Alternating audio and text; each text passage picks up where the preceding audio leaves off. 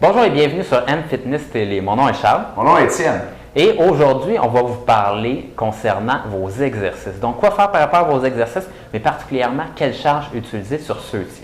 Donc, une des erreurs qu'on voit le plus faire par les femmes qui s'entraînent au gym, c'est d'utiliser toujours les mêmes poids. Et à ce moment-là, il n'y a pas de résultat concret qui arrive. Donc, il faut comprendre quelque chose qui est primordial en entraînement, c'est que lorsqu'on s'en va s'entraîner, c'est pour, dans le fond, fatiguer votre muscle pour lui permettre de récupérer et de devenir meilleur à la séance suivante. Et c'est la même chose qui se passe à la séance suivante. On le fatigue et il passe en phase de repos. Il doit remonter un peu plus fort, un peu plus endurant à la séance suivante. Et on monte toujours comme ça jusqu'au plafond qui est à peu près là et qui va être votre condition physique finalement dans 1 ou 2 ans. Si vous voulez vous rendre à une excellente condition physique et ne pas perdre votre temps au gym, à ce moment-là, ce que vous devez faire, c'est au moins vous assurer de mettre un petit peu plus lourd ou un petit peu plus de répétitions sur chacun de vos exercices à chacune des séances.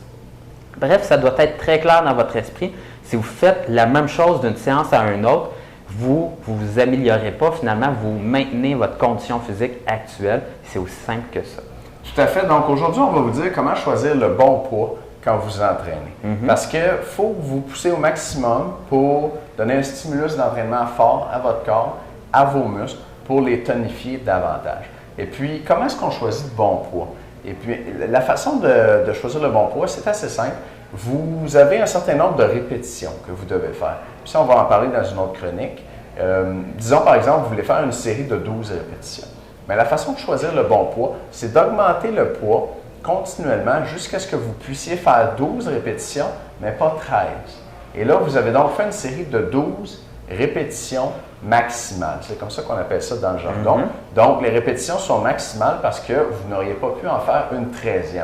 Donc, c'est votre 12 RM pour répétition maximale. Vous avez peut-être déjà vu ça quelque part. Et vous devez utiliser des charges maximales quand vous vous entraînez pour avoir un bon stimulus d'entraînement et augmenter votre masse musculaire, tonifier vos muscles. On l'a vu dans une autre capsule, c'est en augmentant votre masse musculaire légèrement que vous allez augmenter votre métabolisme de base, dépenser plus d'énergie et avoir plus de succès à long terme pour perdre du poids, tonifier vos muscles. Donc, assurez-vous de prendre une charge la plus lourde possible pour le nombre de répétitions prescrites dans vos exercices. Et par expérience, je peux vous dire que la plupart des femmes sous-estiment leur force et le poids qu'elles peuvent utiliser. Donc, faites votre série, si vous avez une série de 12 à faire, puis là, à la fin de votre série 12, vous serez capable d'en faire une 13e. Essayez-le, essayez d'en faire une 13e. Si vous avez à faire une 13e répétition, le poids n'était pas assez lourd, il faut l'augmenter à la prochaine série.